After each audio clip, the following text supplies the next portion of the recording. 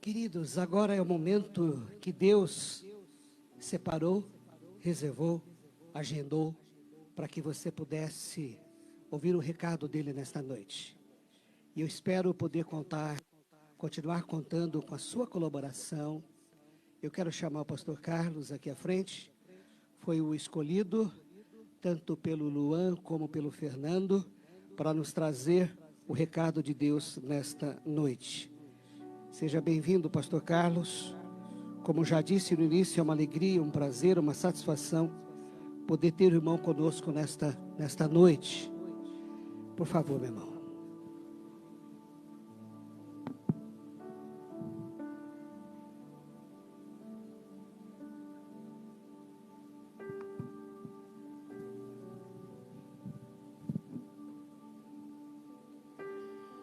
Graça e paz, igreja. Deus abençoe cada um de vocês. É uma alegria enorme estar aqui depois de tanto tempo. Creio eu que a última vez que eu estive aqui, a menos que a minha memória esteja falhando, foi no dia que eu dei posse ao pastor Luiz. Portanto, nós já estamos falando aí de aproximadamente 5 anos. Eu só queria pedir um favor para vocês. Não é frescura, não é nada disso. Há 15 dias eu levei um tombo e eu fraturei uma vértebra da coluna. Essa vértebra não está calcificada, ela está totalmente solta. Ela pode entrar na minha pele, ela pode se calcificar. Ela pode ter várias situações, se eu for abraçado, apertado, amassado. Por isso eu não beijei, não abracei nenhum de vocês e nem vou fazê-lo na saída. Porque depois quem fica com a minha dor sou eu e a minha esposa. Mas eu quero que vocês se sintam amados e abraçados por mim e pela minha esposa Márcia. Fica em pé, para quem não a conhece. Está sempre comigo nas lutas e nas tristezas.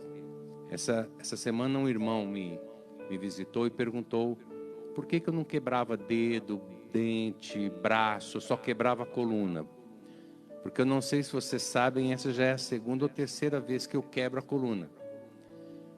Não sei, eu acho que não tem graça quebrar um braço. Só é legal se a gente quebra a coluna mesmo, eu sou radical. Então a gente vai levando. Amanhã pela manhã eu tenho uma consulta para a gente ver o que faz. Se espera uma cicatrização ou se a gente parte para uma coisa mais radical, né? Eu espero que dessa vez não precisemos partir para nada radical, já que eu tenho 2 calços, 2 amortecedores de silicone na minha coluna, lá embaixo na lombar. Por isso não vou poder abraçar vocês e dar um beijo em vocês. Mas sintam-se, por favor, abraçados e amados, porque eu amo profundamente vocês. Profundamente. Tristeza de não encontrar 3 pessoas aqui. Mas eu sei que eu vou encontrar um dia. Eu não encontrei o Jaime. Não encontrei a Anaí e não encontrei o Van. Mas eu sei que logo, logo a gente se vê. Daqui a pouquinho. Falta pouco para estarmos juntos todos novamente. Amém, irmãos? Você crê nisso? Eu creio nisso. Eu tenho uma difícil missão de pregar para a igreja e pregar na posse de 2 pastores.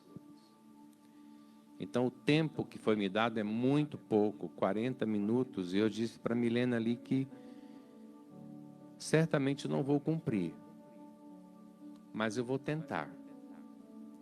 Se eu não conseguir, a gente culpa o vírus. Tá bom? O vírus virou culpado de tudo agora, então a gente culpa ele também, pelo tempo que eu não vou respeitar. Fernando,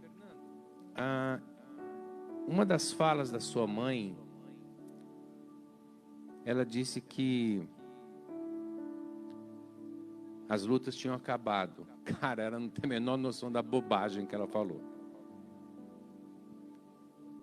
Porque é agora que está começando a luta, meu irmão. É agora que o bicho pega. O pastor Irlande, quando foi meu professor no seminário, na Faculdade Teológica Batista, ele me disse que o seminário, o tempo de seminário, viu, Luan? Cadê o Luan? O tempo de seminário não é nem céu nem inferno, é o purgatório. Então vocês estavam no purgatório, agora estou entrando no ministério. E essa é a fase mais difícil. E ela não vai se tornar amena, porque não pode se tornar amena. O ministério não pode se tornar um paraíso, porque nós, pastores, nos acostumaremos a isso. Nós gostamos de coisas fáceis, boas, tranquilas, serenas, aconchegantes, confortáveis. O pastor não pode ter vida confortável, porque ele se esquece da missão dele. Isso aqui não é nosso. Eu pregava para vocês que esse tempo, que essa terra, que esse planeta não é nossa casa. Nós estamos aqui de passagem. Daqui a pouquinho a gente está indo embora. Então não dá para ficar confortável aqui. Não dá para você se sentir aí com uma poupança gorda, aplicações maravilhosas, para ter um futuro confortável, sem medo, sem nenhum tipo de situação inesperada. Não dá, não dá. Pastor tem que acordar de manhã e falar: Deus, o que eu vou comer hoje, muitas vezes. Pastor não pode se dar ao luxo de achar que com ele todas as coisas vão fluir, porque não vão. Tem dia que será muito mal no ministério, tem dia que a gente terá vontade de abandonar o ministério. Certa vez eu perguntei para Russell Shedd se ele já tinha tido o desejo de parar com o ministério, e ele me disse assim: Carlos, toda segunda-feira eu penso nisso. Porque toda segunda-feira a gente tem vontade de deixar o ministério. Toda segunda-feira a gente repensa o ministério, viu, Luan? Toda segunda-feira a gente fala assim: será que vale a pena viver para gente pecadora, miserável, podre, que não está nem aí com Deus? Não vale a pena. Mas na terça-feira o Senhor renova e a gente sai da cama cheio de novidades, seja as coisas boas para fazer. Por isso, eu queria dizer para você, Fel, eu queria dizer para você, Luan, que o melhor passou. Agora vem a parte difícil mesmo, que é pastorear.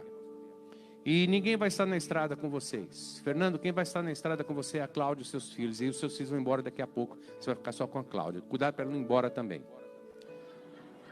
Não vai ter papai, não vai ter mamãe, não vai ter titio, não vai ter titia. É só você e a Cláudia. Até porque Deus vai levar vocês para lugares que talvez eles não possam ir. Luan, meu irmão, você não se casou aí, pensa bem antes de se casar, porque de repente a tua esposa pode ser uma bênção ou uma maldição na tua vida.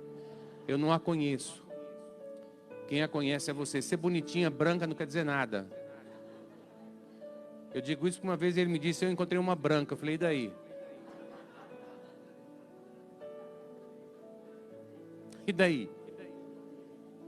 Uma branca carnal, cara, não quer dizer nada. Então cuidado, você não se casou ainda, você tem um tiro na arma. Se você errar esse um tiro, teu ministério acaba. Porque você não pode ter ao teu lado uma pessoa que não seja de Deus, que abrace o teu ministério como se fosse dela também. Então, já que eu estou falando para vocês dois, eu já começo dizendo isso: olha, cuidado. Porque quem vai chorar com você, Fernando, as noites, as madrugadas, quando você tiver vontade de abandonar tudo, é essa mulher que está do teu lado, cara. Até porque Deus pode levar para vocês para um lugar onde ninguém mais aqui possa ir. E aí, como é que fica? Ela que vai dividir o pão quando não tiver nada para dividir. Viu, Luan? Isso que a sua mãe falou aqui é uma falsidade imensa, Luan. Ela não te acha lindo e maravilhoso. Ela falou isso só para a gente ficar impressionado. Mas lá para onde você vai, seu pai não vai poder ir, sua mãe não vai poder ir. É você e Deus, cara. É você e Deus e a pessoa que Deus te der para constituir sua família. Eu não estou dizendo isso porque eu estou decepcionado com os meus filhos, porque eles foram embora para longe de mim e da minha esposa, não. Eu sei que eles vão para mais longe ainda. Graças a Deus. Eu estou dizendo isso porque eu descobri o seguinte: meus filhos têm a trajetória deles. Eu tenho a minha. E é isso. A gente pode se encontrar sempre, mas o ministério que Deus me deu é meu. Eu vou responder por ele. E a minha esposa também o vai. Por isso eu sempre digo para ela: cuidado. Se você não me obedecer, eu oro para Deus pesar a mão. E aí ela me obedece.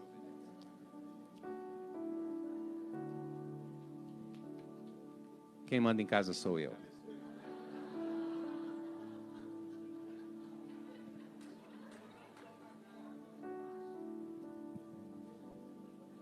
eu tinha uns adeptos, alguns fiéis que tinham essa mesma voz de comando quando eu pastoreava aqui. Esses fiéis ainda estão aí, que quem manda em casa é você. Mantenham firme essa linha. Mantenham firme isso. Não abram mão de mandar em casa. Abra sua Bíblia, por favor.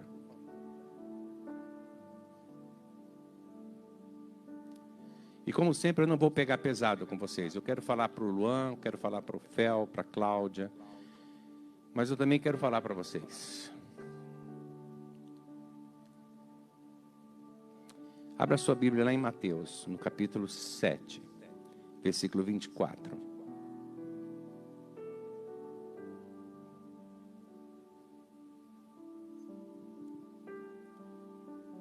Mateus 7, capítulo 24. Mateus 7, versículo 24, desculpa.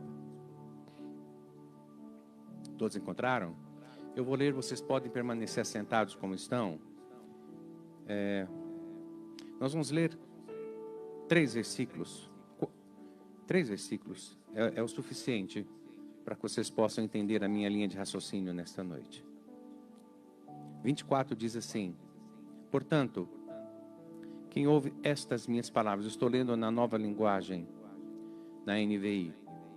Portanto, quem ouve estas minhas palavras e as pratica, é como um homem prudente que construiu a sua casa sobre a rocha.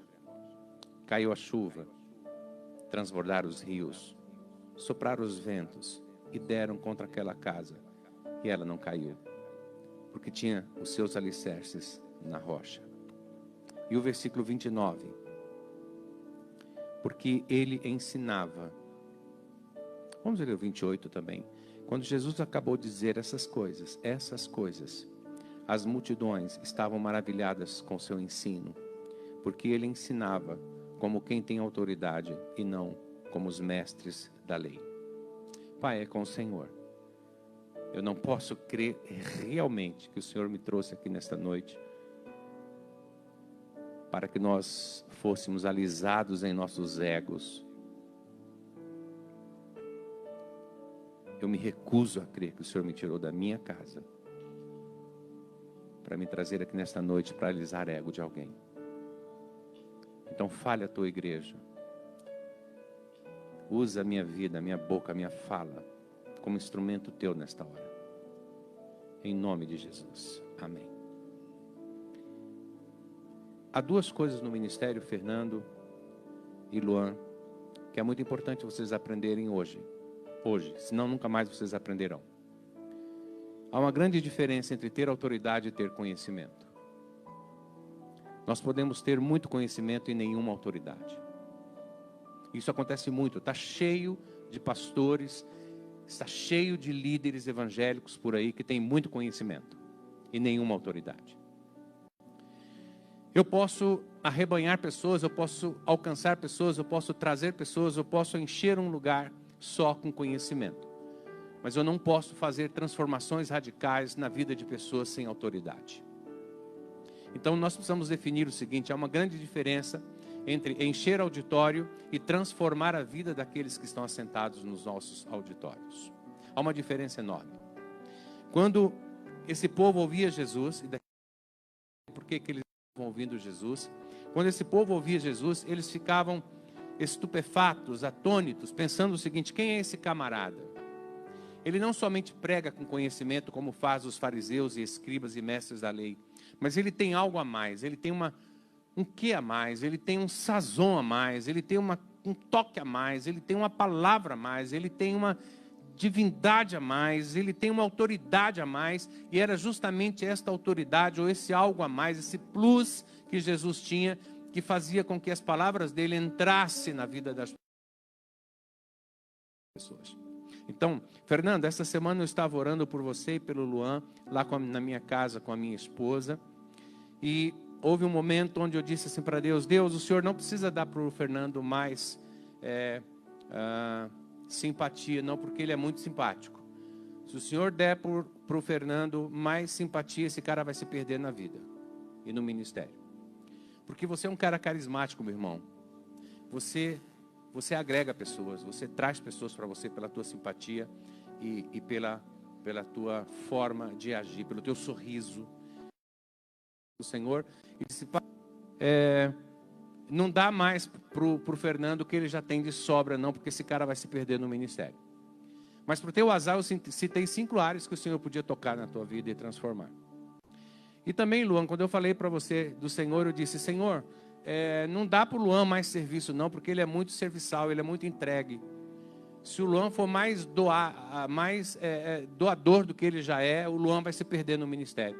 Porque pessoas como você, Luan, é enrolado por esse monte de gente que está aí. Pessoas como você caem nas armadilhas deles, porque você tem um coração de serviço.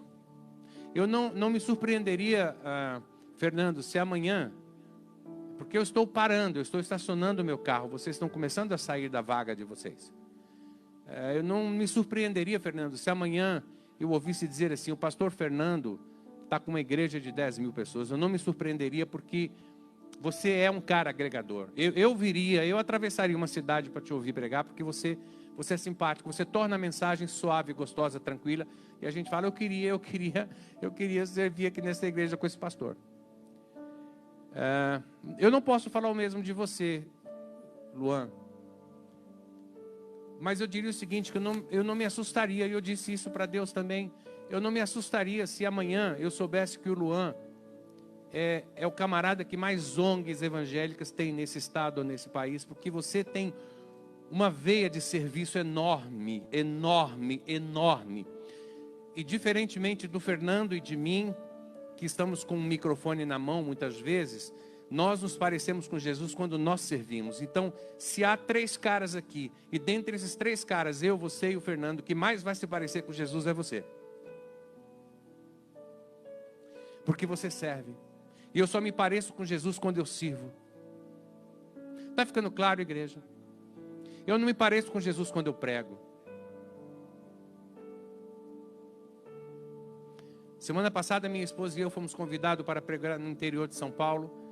E a igreja teve uma estratégia. Se nessa volta da pandemia nós trouxermos o pastor Carlos, a igreja enche. E eles fizeram um esforço enorme para passar um final de semana lá com eles, a semana retrasada. Porque a ideia da igreja é, agora que está liberado, vamos trazer o pastor Carlos, ele traz pessoas. E foi exatamente isso que aconteceu, a igreja lotou os 3 dias. Mas eu sei que eu não me pareço com Jesus estando com o microfone na mão. Eu só vou me parecer com Jesus se eu fizer o tipo de coisa que você, Luan, faz, que é servir. Mas cuidado, porque serviço que a gente faz sem sabedoria, a gente acaba pagando um preço. A gente estraga mais o povo do que melhora. Então no ministério, Fernando, no ministério, Luan, vocês deverão encontrar a dosagem certa. A grande diferença entre o veneno e o remédio é a dosagem. Vocês sabiam disso? O fato de nós termos o remédio, Fernando, o fato de nós termos o remédio, Luan, pode tornar esse remédio veneno se a gente der demais, se a dosagem for muito alta. O que isso significa? Significa que exercer o dom que Deus deu para vocês em exagero pode estragar essa turma que está aí. Pode, ao invés de alimentar, matar. Então vocês não serão bênção, vocês serão maldições. E nós, pastores, precisamos entender que Deus nos colocou num púlpito, Deus nos colocou no meio do povo para sermos bênçãos, para sermos canais de bênçãos, para que sejamos todos nós aquela luz para aqueles que estão perdidos na escuridão. Não foi reservado para nós nenhum tipo de glória, pessoal.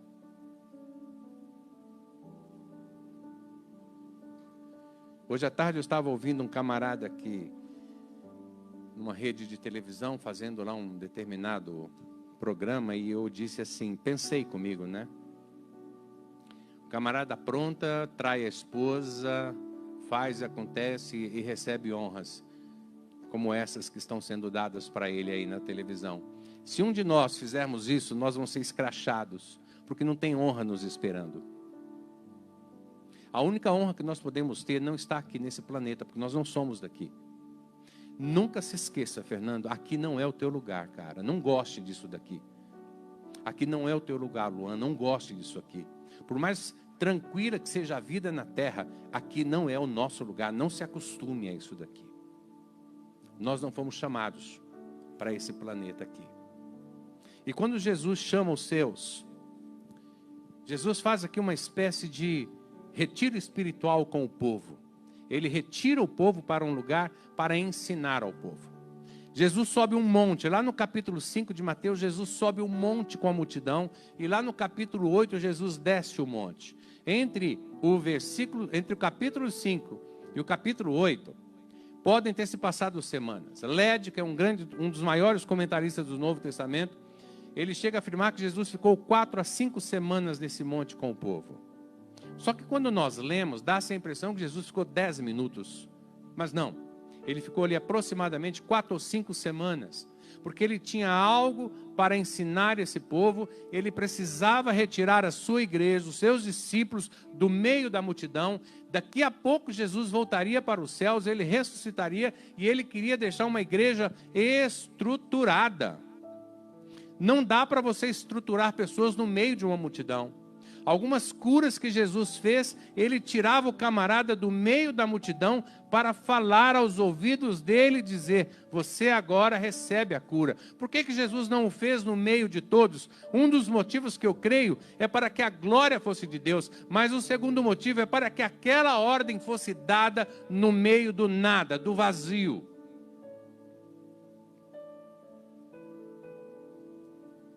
Por isso, Jesus chama os seus discípulos e diz assim: vamos subir o monte. Não esse monte pentecostal, me perdoe se aqui entre nós houver algum irmão pentecostal, amo você, prego muito no mundo pentecostal, mas eu quero dizer, não esse monte pentecostal onde você vai e você tem experiências transcendentais numa noite que você passa ali.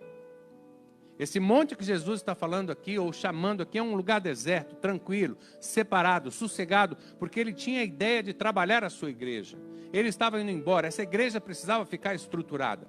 Para vocês terem uma ideia, alguns ensinos que Jesus trouxe nesse retiro espiritual aí, ele falou sobre as bem-aventuranças. Jesus tinha a ideia de falar sobre o cumprimento da lei e ele falou. Jesus falou de relacionamentos na horizontal e na vertical. Horizontal entre a igreja dele, entre os discípulos, e na vertical entre ele e os seus discípulos, ele e a sua igreja. Jesus falou de adultério nesse retiro espiritual, porque o povo judeu viu o adultério de um jeito. Jesus queria deixar bem claro que a ideia de adultério dele era completamente diferente daquela ideia que o povo judeu via. Jesus falou da vingança e do amor ao amigo e ao inimigo, dizendo: olha, vocês chamam de amigos aqueles que vocês amam. Eu quero dizer que vocês têm que amar aqueles que vocês não amam. Vocês têm que orar por os seus inimigos. A ideia de Jesus era passar para a sua igreja uma nova visão, porque aquela visão tradicional, arcaica, medíocre, pobre, que até então estava sendo ensinada, tinha que mudar. Por isso a ideia de tirar a igreja e levar para um lugar onde a única voz a ser ouvida era a dele e nada mais. Jesus falou sobre o jejum, Jesus falou sobre tesouros no céu e a preocupação de tesouros. Agora há pouco eu disse para vocês dois, e agora eu digo para todos os pastores que estão neste lugar, e eu digo para todo irmão que está neste lugar: não fiquem preocupados em ajuntar tesouros nessa terra. Isso aqui é passageiros, meus queridos. Tenham uma vida de gratidão. E gratidão não é você olhar para o teu irmão e agradecer por algo que ele te fez. Isso é educação, é diferente. Gratidão não é você ficar de joelhos e agradecer por uma bênção que Deus te deu. Isso é oração, é diferente. Gratidão é um estilo de vida, é uma mudança de olhar. Ou seja, você tem que agradecer, não só porque as coisas vão acontecer de bom na sua vida, mas você tem que agradecer porque aquele é o teu estilo de ver as coisas. Vocês dois precisarão olhar para os céus quando o mundo estiver despencando sobre os seus ministérios, quando vocês olharem à frente e não ver resposta nenhuma. Ainda assim, vocês podem erguer o céu, a voz para os céus e dizer: Senhor, eu não sei o que vai agradecer, mas gratidão é meu estilo de vida e é o meu estilo de vida ministerial também. É tão bom, Cláudia. E é tão bom, futura esposa do Luan. Cadê você? Levante a mão aí, deixa eu te ver. Você não sabe, você não tem noção da fria que você está se metendo. Mas vamos lá. Essa é outra história. Vamos lá. Você não sabe a bobagem que você falou naquele vídeo.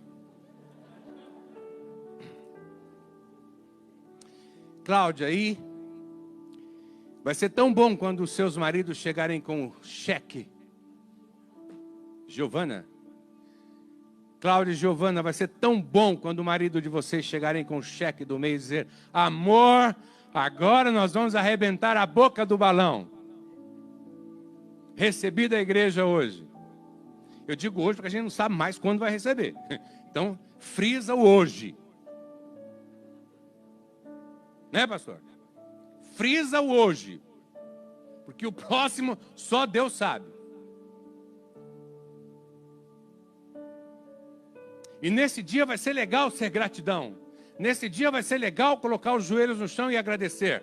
Mas eu quero dizer para vocês 4 que a gratidão tem que estar todos os dias na casa de vocês. Houve épocas que a minha esposa e eu acordávamos de manhã para vir à igreja e nós não tínhamos o almoço em nossa casa. E nós nos perguntávamos: se nenhum irmão na igreja nos chamar para almoçar hoje na casa deles, o que nós vamos fazer? Ainda assim, o nosso Redentor vive.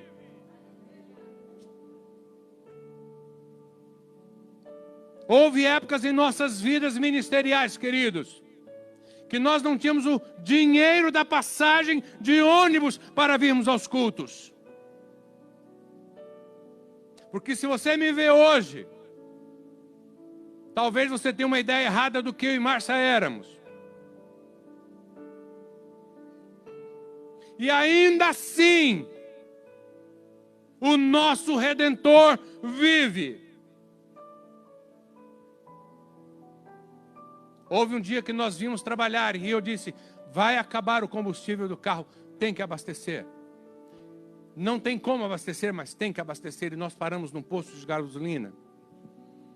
E naquela época, eu acho que hoje não se tem mais esse processo, mas naquela época nós dávamos muitos cheques predatados. Quem se lembra de cheque predatado aí? Quem já passou o cheque predatado aí?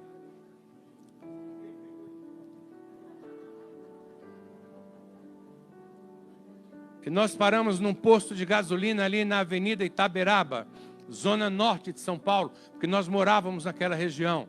E eu disse: Deus, eu tenho que abastecer. Por mais fé que eu tenha, esse combustível não vai chegar no Bom Retiro.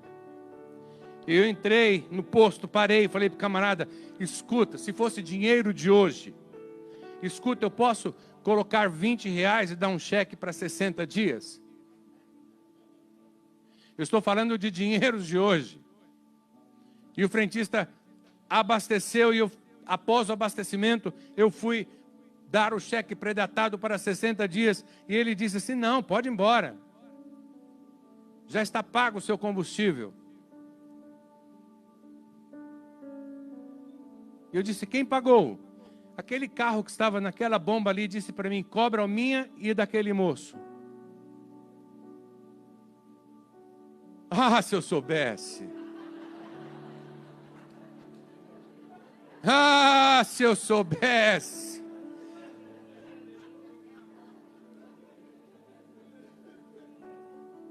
Sabe por que Deus não me falou nada? Por 2 motivos. Primeiro, porque Ele sabia que eu era podre e que eu me aproveitaria.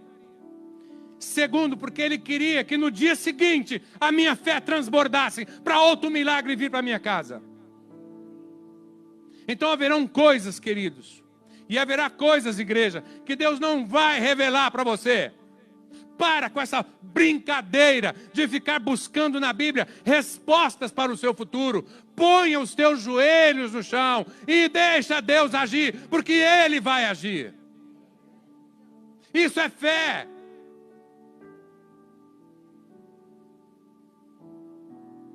Mas haverá dias, quando o cheque não chegar, quando a igreja não pagar, que a única coisa que vocês dois terão é a fé mesmo. Por isso que casar com a pessoa certa faz toda a diferença, Luan. Eu quero dizer algo para vocês muito triste. Está aqui o presidente nosso que pode confirmar. Muitas esposas de pastor hoje não frequentam mais a igreja do seu marido, frequenta outra igreja, porque ela não tolera os desmandos da igreja com o marido. Israel, estou falando bobagem? Ela não tolera mais o sofrimento do marido. Quando eu falo sofrimento, eu falo inclusive no plano financeiro.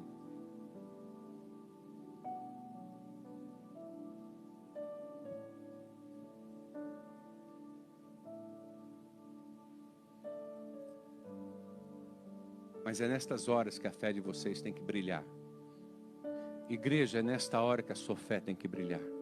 Quando Jesus leva esse povo para o monte, para ensinar algumas coisas, Ele fala desses tesouros que nós tentamos juntar aqui na terra o tempo todo. Nós tentamos juntar tesouros o tempo todo, o tempo todo, o tempo todo. E Jesus diz, esta não é a minha igreja. A minha igreja não precisa juntar nada, porque sou eu quem providencio todas as coisas para ela. E quando ele fala minha igreja, ele não está se referindo a esse prédio com paredes, instrumentos, púlpito, microfone, telas, televisões, sons. Ele está falando de você. É esta igreja que vai entrar no céu, se é que todos aqui vão entrar no céu. Ele falou, por exemplo, da porta estreita, nesse retiro espiritual. Ele falou do julgamento ao próximo, nesse retiro espiritual. Ele falou da árvore dos seus frutos, quando ele diz, vocês precisam produzir frutos para mim, para o reino. Igreja, nós não podemos produzir frutos para nós mesmos. Pelo amor de Deus, entenda isto. Fomos chamados para produzir frutos para o reino de Deus. Não cabe no reino de Deus pessoas que pensam diferente disso. Os nossos altares estão cheios de pessoas que não têm vida, que estão produzindo frutos para si mesmos, que estão levando a glória que é de Deus.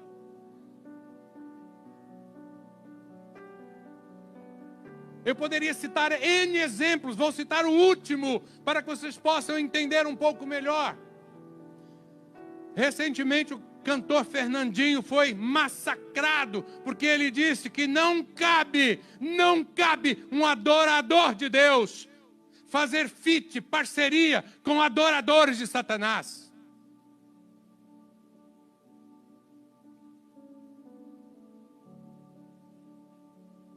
Estamos fazendo conchavos, nossos púlpitos estão cheios de conchavos, nossos altares estão cheios de conchavos. A gente está permitindo que gente fique aqui em cima sem a menor vida. Pessoas que vêm, bate o ponto e vai embora. E durante a semana a gente não sabe se está vivendo uma vida decente. Por isso eu quero dizer novamente aqui, para você, Fernando, para você, meu irmão Luan, para todos os pastores que estão aqui, para mim e para você que está me ouvindo, a diferença entre esses pastores que receberão a imposição de mãos hoje, a diferença é uma só. Se comparado a vocês, a única diferença é que eles terão uma imposição de mãos e vocês não. Mas todos nós fomos chamados para sermos pastores lá onde nós estivermos.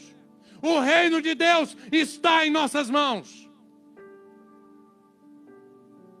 Não aceitem que cobrem de vocês mais do que alguém disser assim, mas o pastor é você. Coloque essa pessoa em disciplina. Ela não conhece a Bíblia. Se alguém disser para você um dia, o pastor aqui é você, disciplina na hora. É boca de Satanás.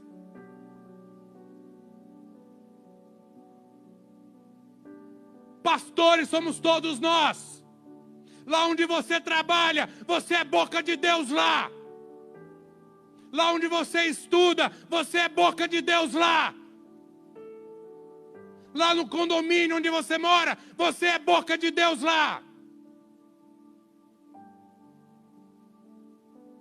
O pastor leu uma frase aqui, de imposição de mãos invisíveis.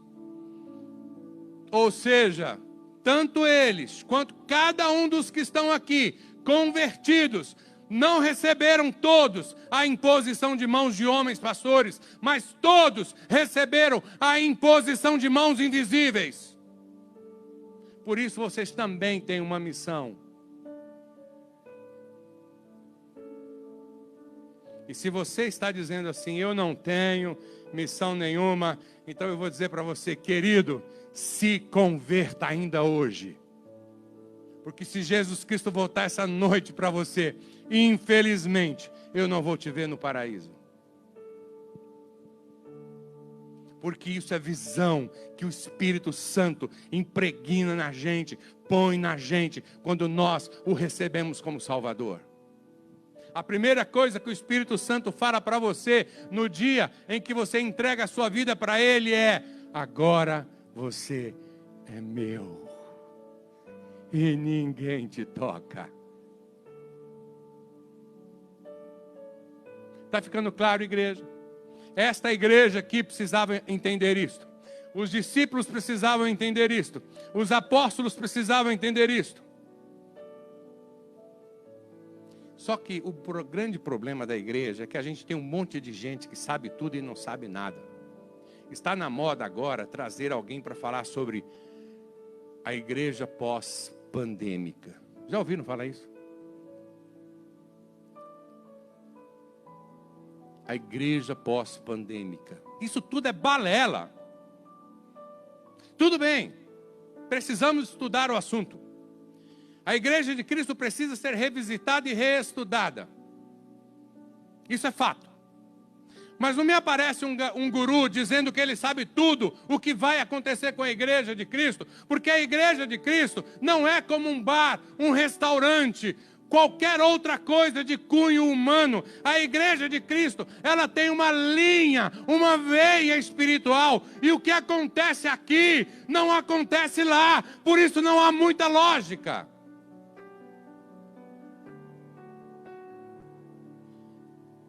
Eu quero dizer algo para você que está me ouvindo aqui. Em todos esses anos de pastorado nesta igreja, se nós fôssemos seguir lógicas humanas, nós já teríamos fechado as portas no primeiro ano desta igreja. Mas a lógica de Deus é diferente. Então vem um guru lá dos Estados Unidos, lá da Suíça, lá da Alemanha, para dizer como vai ficar a igreja hoje. Como se ele soubesse. E é bom que essa turma more longe. Porque se morasse perto da gente, a gente ia pensar o seguinte: esse cara sabe tanto quanto eu, nada. É bom que fique longe. Porque se morasse no meu condomínio, eu ia falar: cara, você não tem noção da bobagem que você está falando. Agora, precisamos sim. Nós precisamos estudar esse fenômeno Covid e igreja cristã. Porque a Covid, querendo ou não, ela trouxe um novo comportamento para a igreja. Isso tem que ser estudado. Mas não como palavra de alguém que, numa mágica, traz a solução para nós. Como se a igreja precisasse de uma solução de homens. Meu irmão, a única solução que a igreja precisa é de Cristo. A mesma coisa vocês podem comparar com esse vírus, Covid. Todo mundo sabe a cura da Covid. Se você ouvir a CPI da Covid, você vai falar: todos nessa bancada sabem o remédio. Já repararam isso?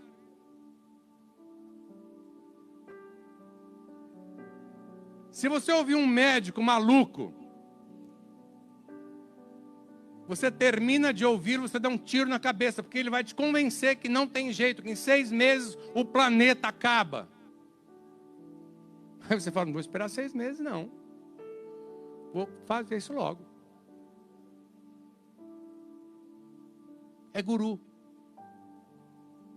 É gente que não sabe onde está o próprio nariz, mas quer que você dirija a sua vida pelas opiniões deles. Por isso, cuidado. Cuidado com essa gente que sabe tudo. Cuidado com o pastor que sabe tudo. Cuidado com o músico que sabe tudo. Cuidado com o músico que canta tudo. Cuidado.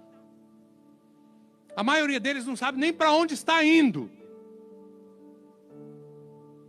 Por isso, Fernando, por isso, a estrada que Deus tem para vocês, cara, não tem nada a ver com a minha estrada. Nada a ver com a estrada do Luiz. Nada a ver com a estrada do Israel.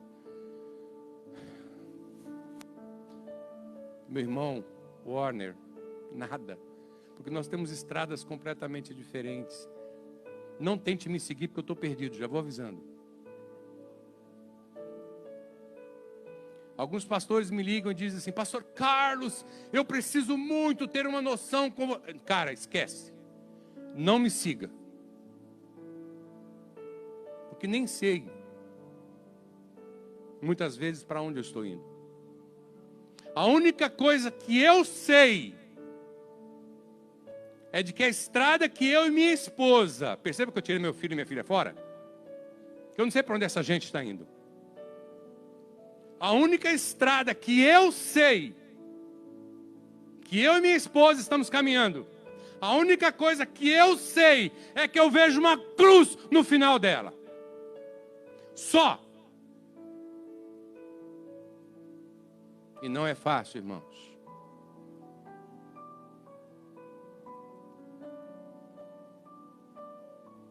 Quando você canta algo daqui, ou quando você toca, aliás, eu queria dar um toque para o instrumentista. Você que está tocando, eu queria falar algo para você muito sério, para você que toca aqui. Não é ministrar, não, é quem toca só. Olha para mim agora, meu irmão. Porque talvez semana que vem você não vai mais querer tocar. Só você que toca, depois eu falo para quem ministra. E também quero falar, aproveitar já que estou falando de área técnica, falar para o pessoal do som. Tudo que é tocado aqui vai ser requerido de vocês. Não adianta dizer, eu só estava tocando. Aquilo que você ministra aqui, irmã, irmão, é requerido de vocês. O que eu prego aqui é requerido de mim.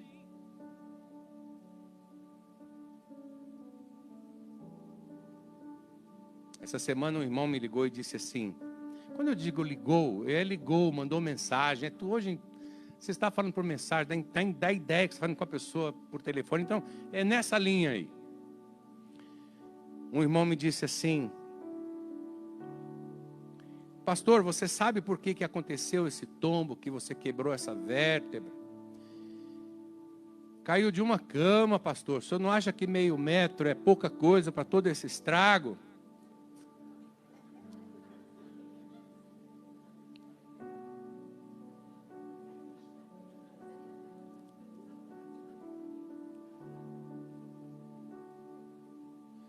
Ainda bem que eu estou convertido. Uma irmã me ligou essa semana e disse assim, e aí pastor, como é que você está? Mas eu sei que você deve estar com dor, você deve estar manhoso, porque você é manhoso, porque você gosta de paparico. Eu quase falei, você ligou para saber como eu estou ou para me ofender?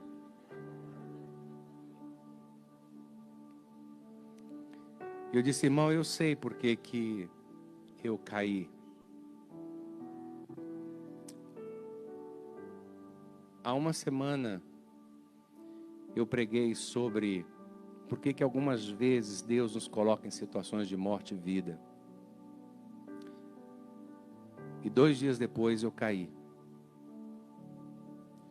Irmão, eu sei, porque eu desafiei a igreja naquela noite a dizer assim, se esta semana Deus te colocar em situação de dor, de morte ou de vida, olhe para quem está dormindo no seu barco. E fique calmo. Fique tranquilo. Jesus está no barco. E eu desafiei a igreja. E quando eu creio, e como eu creio em questões espirituais, eu também não posso deixar de crer que Satanás também disse assim: vamos ver se você honra isso aí quando eu te colocar uma dor mortal na tua vida.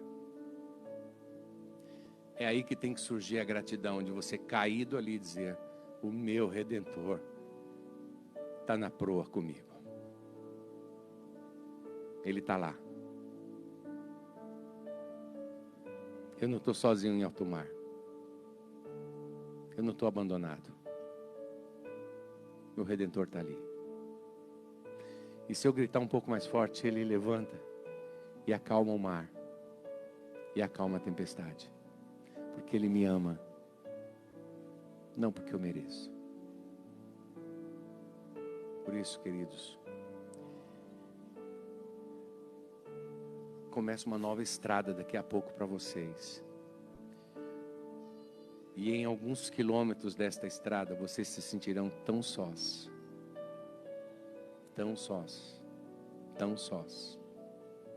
Vocês procurarão um pastor para ajudar e não terá nenhum. Nem os pastores amigos estarão perto de vocês. Nem eu estarei.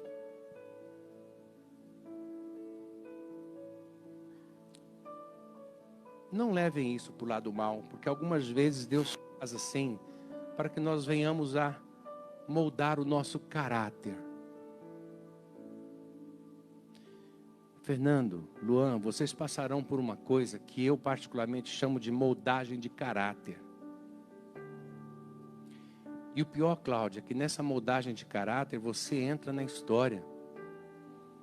Aí você fala: mas eu não tenho imposição para ser mulher. Tem sim, então separa, minha filha.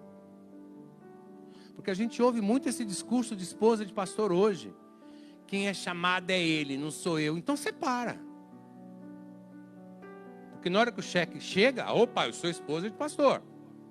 Na hora de receber presentes no dia do pastor, eu sou esposa de pastor. Na hora de receber presente no dia do aniversário da esposa de pastor, eu sou esposa de pastor. Mas na hora da luta, eu não fui chamada para ser esposa de pastor. Então separa.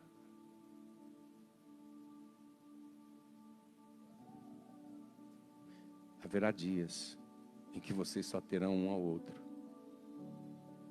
Nada mais. A pior besteira que você fez foi essa 2 anos atrás. Parar de trabalhar para viver só do ministério. Foi a pior bobagem que você fez. Eu já fiz isso. A única diferença é que eu não me arrependo em nenhum minuto. Um dia decidi viver só para o ministério. Ninguém vai te reconhecer. Só Deus, cara. Ninguém, nem família, muitas vezes reconhece a gente. Só Deus.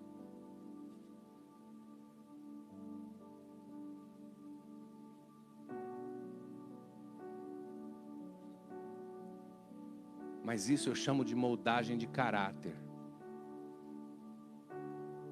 Sabe, Luan, quando estava lá orando por você, que eu falei assim: Deus, o Luan é um cara de entrega, de serviço, usa bastante esse lado dele, é um potencial que ele tem. Você lembra disso que eu acabei de falar? Tem outro lado. Nesse momento o André, meu filho, estava do meu lado.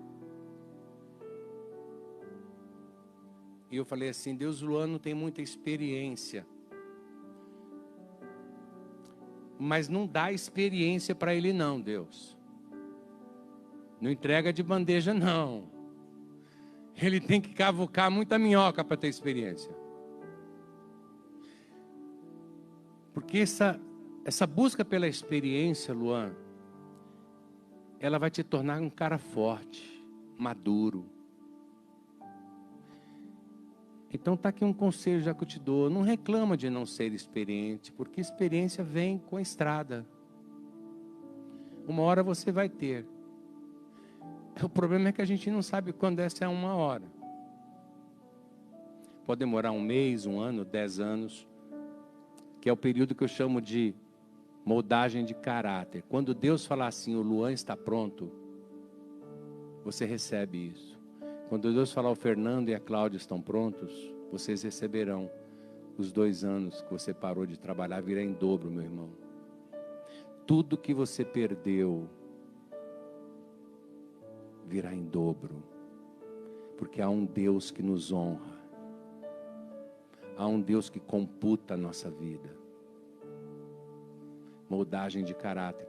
Perceba que depois que Jesus passou pelo deserto, depois de toda a tentação, é que os anjos vêm e o servem. Quem se lembra dessa passagem? Pastor, já estou acabando, tá? Eu sei que você está em pânico aí. E eu também estaria.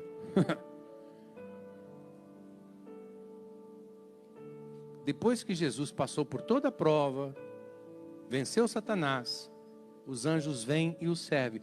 Não vieram antes, não serviram antes, porque haveria necessidade de passar por aquilo. O grande problema nosso é que a gente quer o serviço antes do benefício, antes da prova. Não, não pode. Tem coisas que vocês terão que passar para crescer, para amadurecer. Depois que passarem, vem a bênção. Mas não se esqueçam, vocês estarão recebendo a imposição de mãos hoje. E essa imposição de mãos precisa ser honrada em suas vidas. Custe o que custar. Nem que seja com o benefício da morte. Perceba que eu disse benefício da morte, porque eu entendo que para nós, que somos de Jesus, morrer é um benefício. Quem concorda com isso? Ontem a minha esposa disse assim, o que você está precisando? Eu estava lá na minha cama, encostado na cabeceira, meio dobrado. E ela disse, o que você está precisando? E eu disse, se eu disser do que você vai chorar?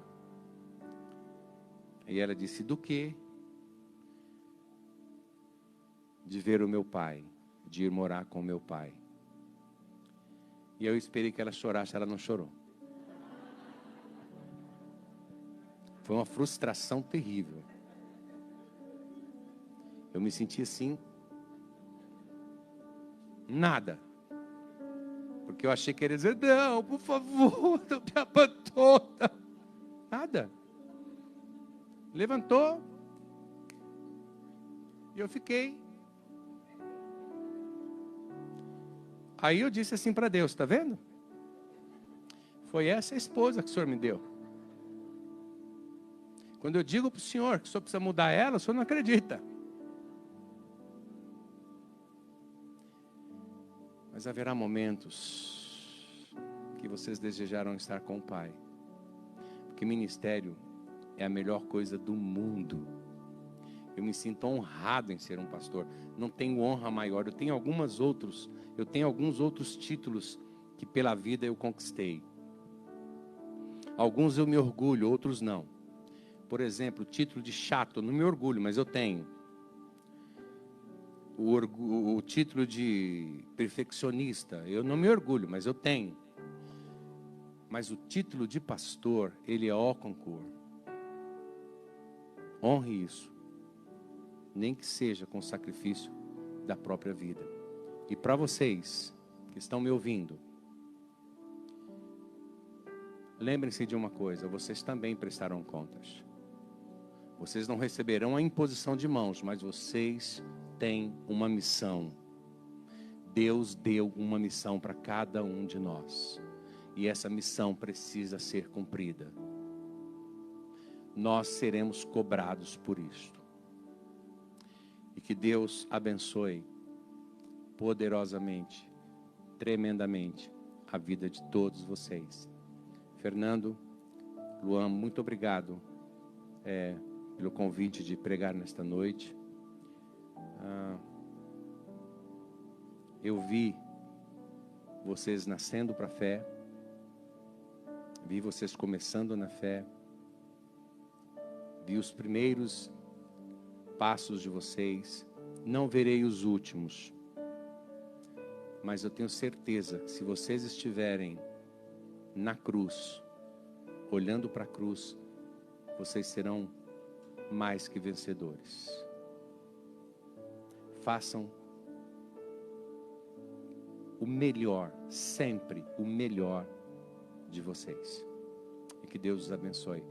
Que Deus abençoe suas famílias. E que Deus abençoe esta igreja que minha esposa e eu tanto amamos.